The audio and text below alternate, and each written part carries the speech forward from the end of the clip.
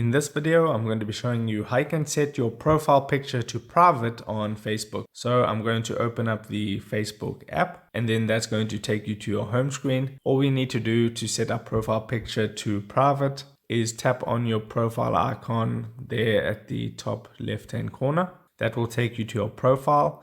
And then all you need to do is tap on your profile picture. And there, the third option there, it says view profile picture. I'm going to tap on that. That's going to show you your profile picture. Then you want to tap on the three vertical dots at the top right hand corner.